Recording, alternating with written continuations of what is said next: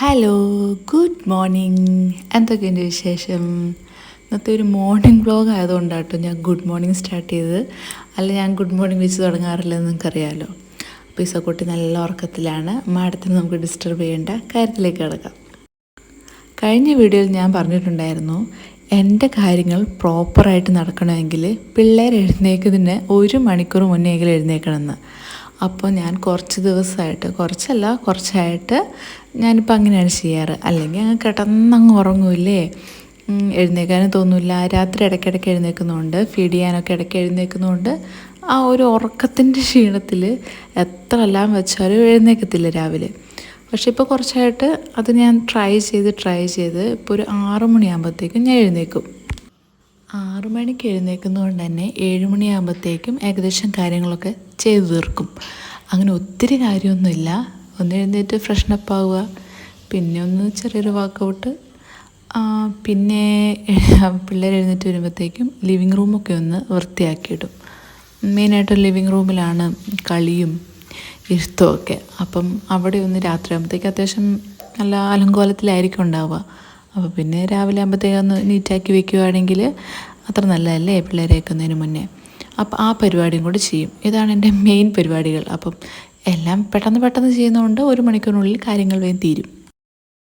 ഫ്രഷ്നപ്പായി വന്നു കഴിഞ്ഞ് പിന്നെ ഞാൻ മുടിയൊക്കെ ഒന്ന് ചീവി ഒന്ന് ഒതുക്കി കെട്ടി വയ്ക്കും. അടുത്ത പരിപാടി ഒരു വർക്കൗട്ടാണ്. അപ്പം മുടി അതിന് വേണ്ടിയിട്ടൊന്ന് കെട്ടി വയ്ക്കും. എനിക്ക് മുന്നേ ഒരു കമൻറ്റൊക്കെ വന്നിട്ടുണ്ടായിരുന്നു, ഹെയർ കെയറിൻ്റെ ഒരു ഇത് ചെയ്യാമോയെന്ന്, പോസ്റ്റ്മോർട്ടം ഹെയർ കെയറിൻ്റെ ഒരു വീഡിയോ ചെയ്യാമോയെന്ന്.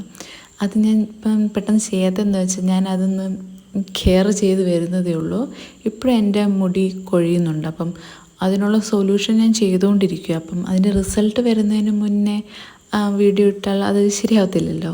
അപ്പം ഞാൻ അതൊന്ന് ഒരു 2 മാസത്തോളം ട്രൈ ചെയ്തിട്ട് എങ്ങനെയുണ്ടോ നോക്കിയിട്ട് വീഡിയോ ഇടാമെന്ന് വിചാരിച്ചിട്ട്. കാരണം എനിക്കിപ്പോഴും മുടി കൊഴിയുന്നുണ്ട്, പക്ഷെ നല്ല പോലെ ഇല്ല, കുറച്ച് കുറവാണ്, എന്നാലും മുടി കൊഴിയുന്നുണ്ട്. അപ്പം അതിൻ്റെ ആ കൊഴിച്ചിലിൻ്റെ കുറവൊക്കെ വരുവാണെങ്കിൽ മാത്രം വീഡിയോ ഷെയർ ചെയ്താൽ മതിയല്ലോ എന്ന് വിചാരിച്ചിട്ടാണ്. ഞാൻ വർക്കൗട്ടിന് വേണ്ടിയിട്ട് സെപ്പറേറ്റ് മാറ്റൊന്നും വാങ്ങിച്ചിട്ടുണ്ടായിരുന്നില്ല. കാരണം എത്രത്തോളം വർക്കൗട്ട് ചെയ്യുമെന്ന് അറിയില്ലല്ലോ. അപ്പോൾ വെറുതെ പൈസ കളയുണ്ടല്ലോ. അപ്പോൾ ഇത് ഇസക്കുട്ടിയുടെ മാറ്റാണ്. ലൂക്കാസിന് മേടിച്ചു, ഇപ്പോൾ ഇസക്കുട്ടി യൂസ് ചെയ്യുന്നു. അതാണ് ഞാൻ യൂസ് ചെയ്യുന്നത്. അതിനാകുമ്പോൾ കുറച്ച് കട്ടിയൊക്കെ ഉണ്ടല്ലോ. ഞാൻ കൂടുതലായിട്ടും ബെല്ലി ഫോക്കസ് ചെയ്താണ് വർക്കൗട്ട് ചെയ്യുന്നത്. എൻ്റെ മെയിൻ ഉദ്ദേശം വയറ് കുറയ്ക്കുക എന്നതാണ്. അപ്പോൾ സെക്ഷൻ ആയതുകൊണ്ട് തന്നെ അങ്ങനെ കുറച്ച് കഠിനമായിട്ടുള്ള വർക്കൗട്ടൊന്നും ചെയ്യുന്നില്ല. ഞാനൊരു വീഡിയോ കണ്ട് അത് നോക്കിയാണ് ചെയ്യുന്നത്. ഇപ്പോൾ കുറച്ചായി ചെയ്യുന്നതുകൊണ്ട് ഇപ്പോൾ എല്ലാം കാണാപ്പാടാം. അപ്പം ചെറിയ തരത്തിലുള്ള എക്സസൈസാണ്, നമ്മുടെ ബെല്ലിനെ ഫോക്കസ് ചെയ്തിട്ടുള്ള ഒരു എക്സസൈസ്. ഈ കാണിച്ച 2 എക്സസൈസ് മാത്രമല്ല, ഇനിയുണ്ട് കേട്ടോ. ഞാനത് കംപ്ലീറ്റ് കാണിക്കാത്തതുകൊണ്ടാണ്. അല്ലെങ്കിൽ ഇതൊരു എക്സസൈസ് വ്ളോഗായി പോകത്തില്ലേ. പിന്നെ ഒന്ന് മേല് കഴുകും. തല ഞാൻ കഴുകാറില്ല എന്ന് പറഞ്ഞാൽ പൂർണ്ണമായിട്ട് കഴുകാറില്ല എന്നല്ല. വീക്ക്ലി 2-3 ടൈംസൊക്കെയാണ് ഞാൻ ഹെയർ വാഷ് ചെയ്യുന്നത്. അപ്പം ഡെയിലി ഹെയർ വാഷ് ചെയ്യുമ്പോഴത്തേക്ക് എൻ്റെ മുടി കൂടുതലായിട്ട് കൊഴിയുന്നുണ്ട്. അതുകൊണ്ട് ഞാൻ മുന്നേ തൊട്ടേ ഹെയർ വാഷ് ഞാൻ വീക്ക്ലി 2-3 ടൈംസാണ് ചെയ്യാറ്.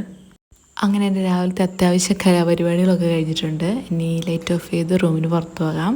ഇസക്കുട്ടി ഉറങ്ങട്ടെ.